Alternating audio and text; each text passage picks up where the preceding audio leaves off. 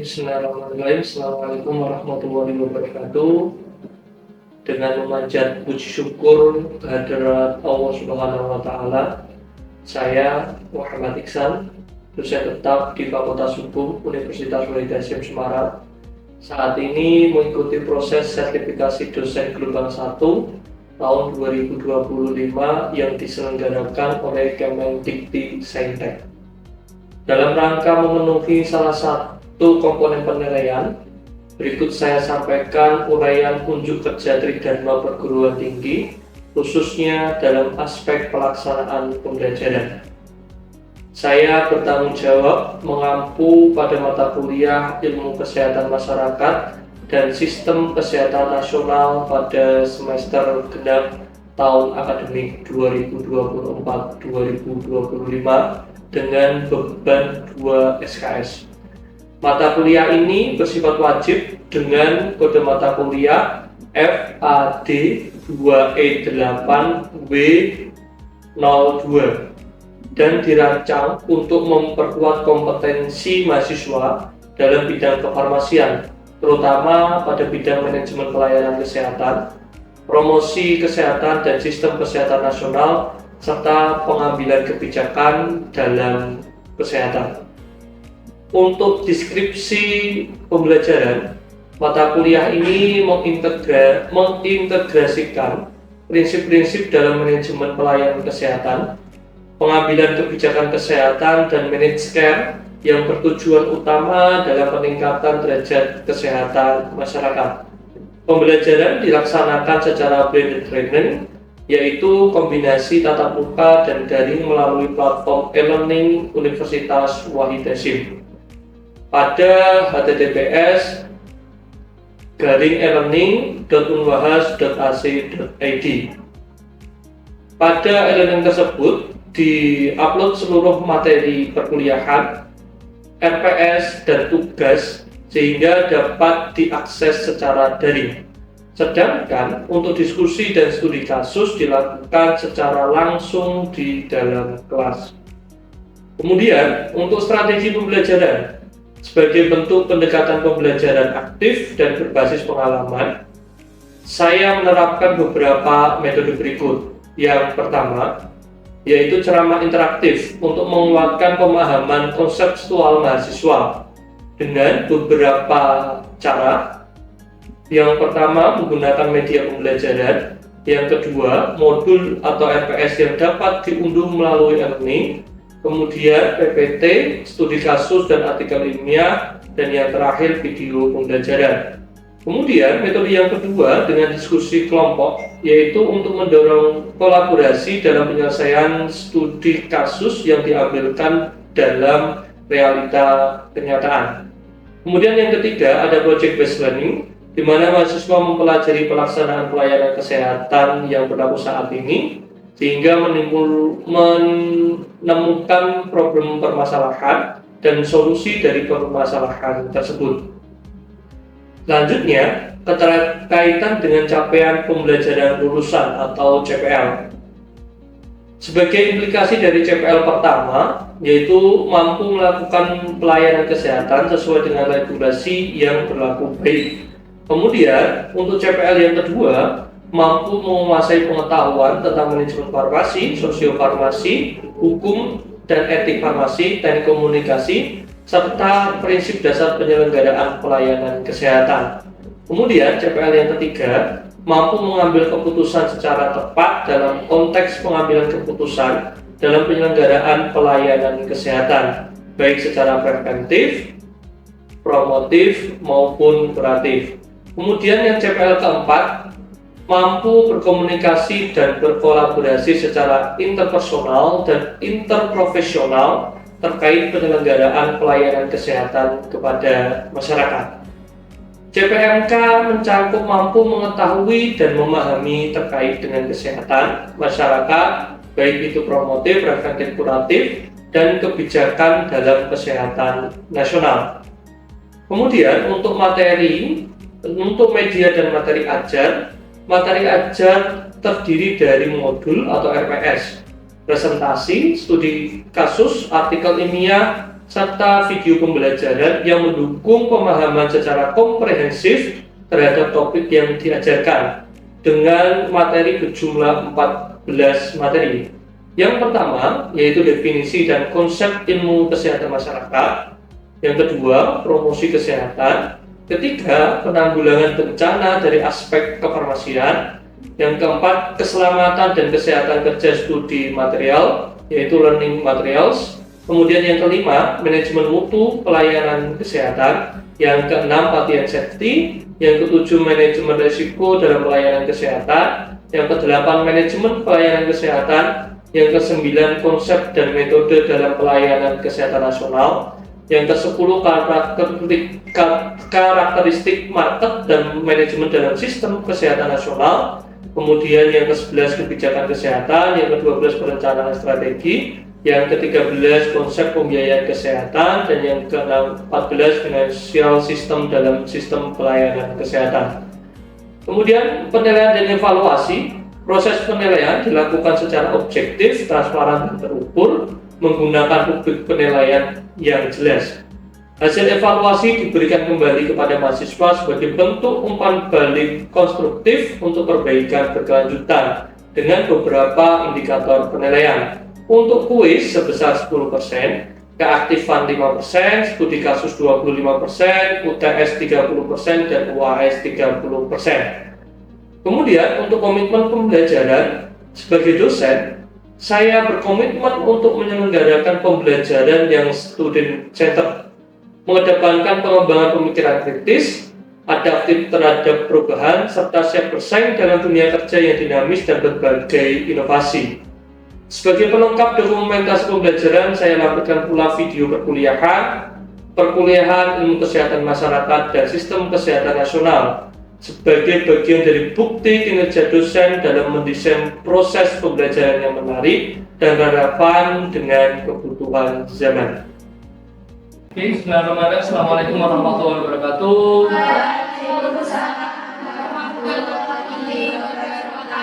Selamat siang, salam sejahtera untuk kita semua. Sebelum kita mulai kuliah pada siang hari ini, marilah kita berdoa menurut keyakinan dan agama masing-masing. Berdoa dipersilakan.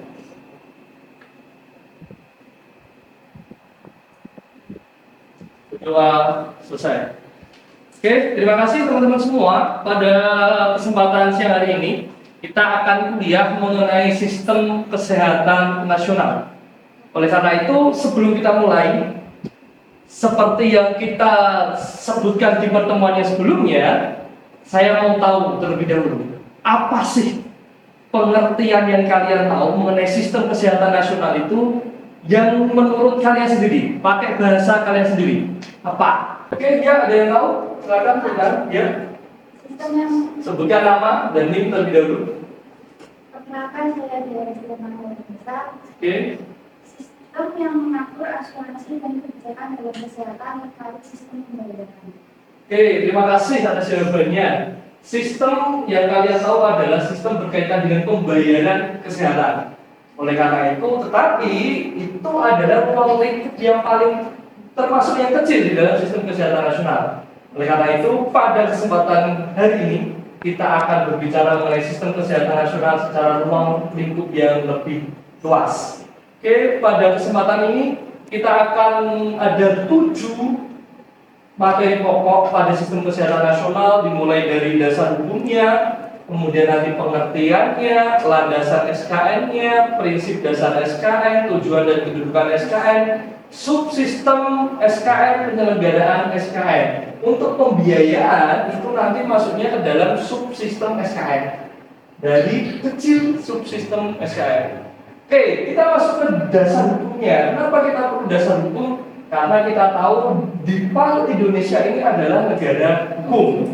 Pasal 1 Undang-Undang Dasar negara Indonesia adalah negara hukum. Oleh karena itu, semua yang berkaitan dalam kehidupan bernegara dan berbangsa itu harus berdasarkan hukum. Untuk SKN sendiri, dasar hukumnya ada 2. Yang utama, yang pertama adalah Perpres nomor 72 tahun 2012 tentang sistem kesehatan nasional, dan Kepmenkes pada tahun 2004 mengatur tentang sistem kesehatan nasional.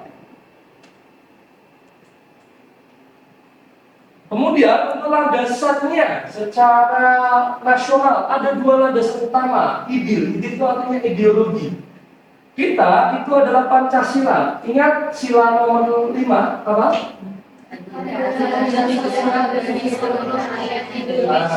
Keadilan sosial bagi seluruh rakyat Indonesia itu adalah landasan ideologis adanya sistem kesehatan nasional.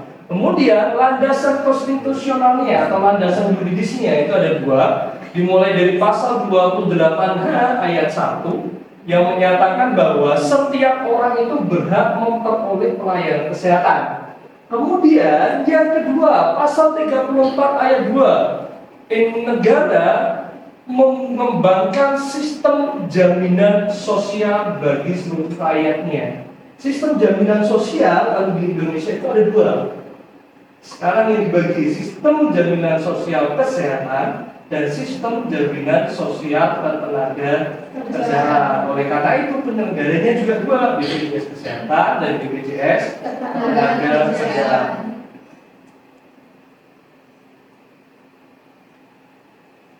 Oke, prinsip dasar dari SKN itu adalah terdiri dari norma, nilai, aturan pokok yang bersumber dari falsafah dan budaya bangsa kita. Falsafah kita adalah ideologi Pancasila dengan Bhinneka Tunggal Ikanya menjadi pegangan dalam kehidupan bernegara. Oleh karena itu, karena ada Pancasila dan Bhinneka Tunggal Ika yang menjadikan itu falsafah negara, maka tidak boleh ada diskriminasi bagi setiap warga negara untuk memperoleh pelayanan kesehatan.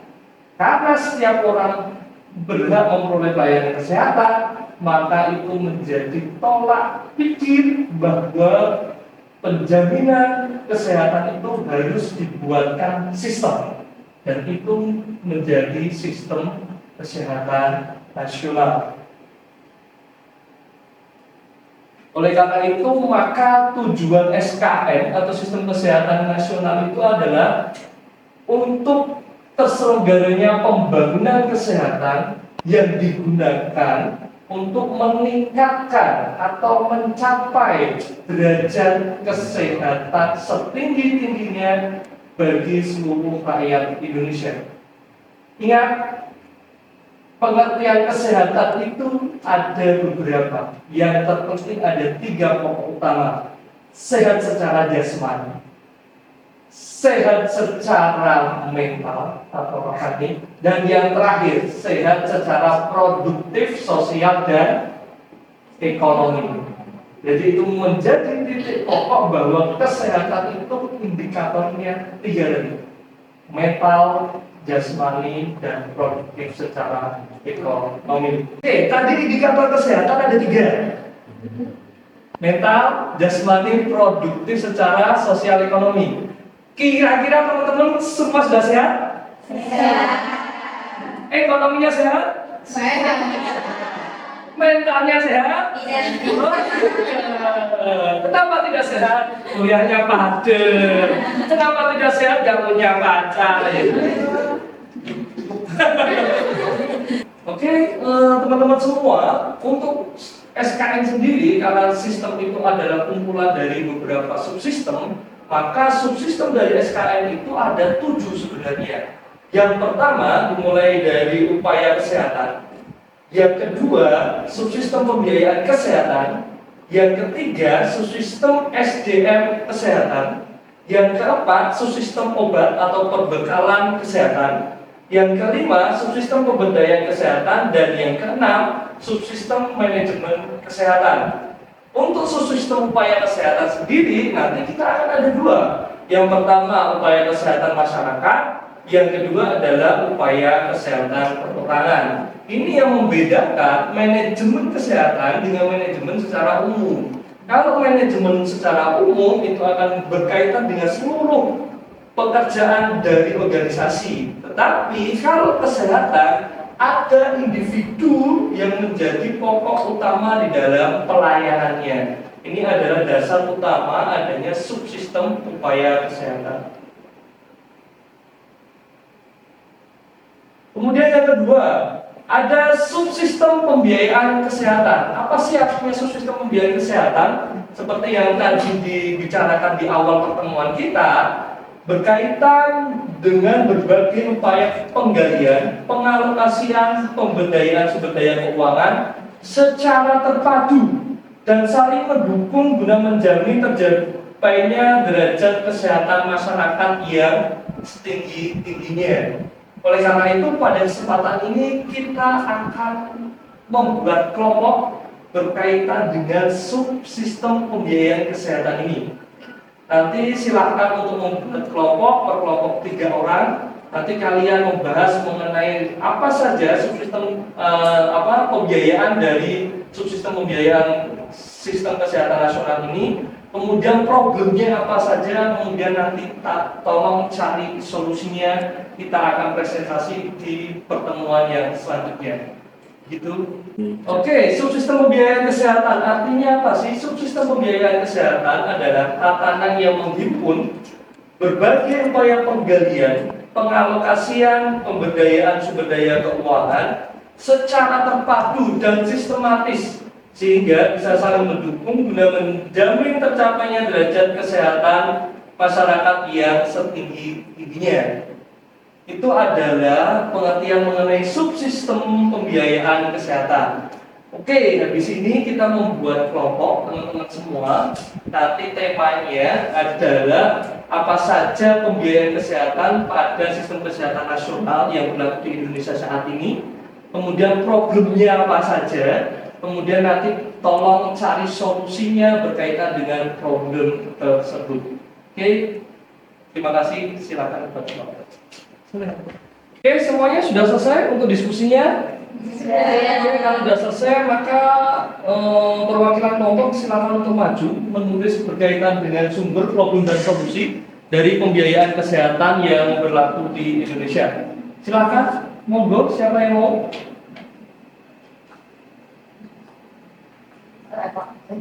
Belum yang sumbernya sendiri ya Pak. Siap.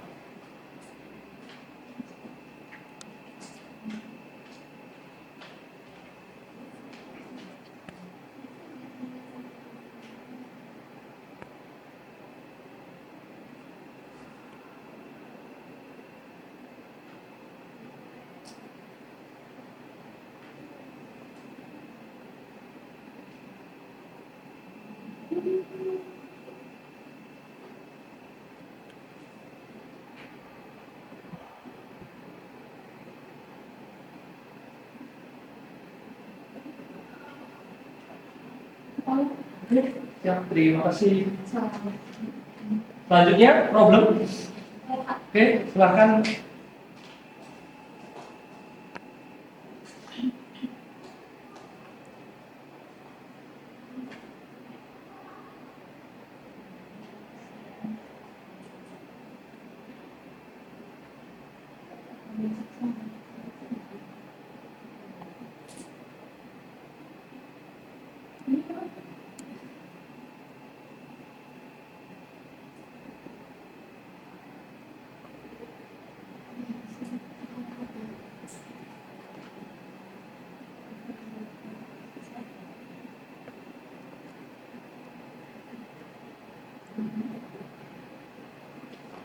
Oke, terima kasih.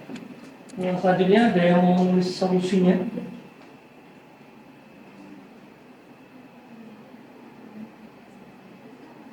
Boleh menambahkan problem? Monggo, silakan.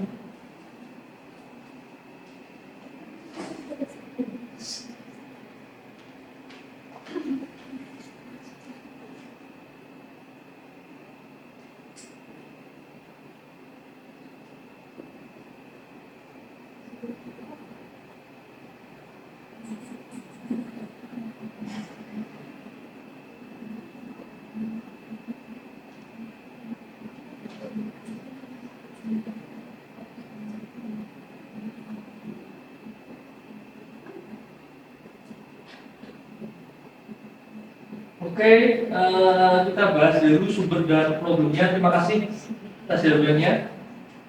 Sumber pendanaannya memang 3 ini. Ada tambahan lagi? Ada sebenarnya. 1. PSN dari perusahaan. Oke, kemudian problemnya yang terjadi di Indonesia ini preferensi kesehatan terlalu besar. Penyakit penderita, sekarang penyakit jantung, penyakit gara-gara merokok dan lain sebagainya, diabetes dan sebagainya terlalu tinggi. Peserta tidak membayar iuran. Kalau tidak sakit tidak bayar. Itu susahnya. Preferensi penyakit semakin meningkat. Ingat COVID dulu tidak ada. Sekarang ada COVID terus meningkat. Kemudian aturan klaim yang rumit. Sekarang aturan klaim dari BPJS Kesehatan dari rumah sakit menjadi sangat rumit. Oleh karena itu maka solusinya adalah ketika kita berbicara solusi, maka kita berbicara mengenai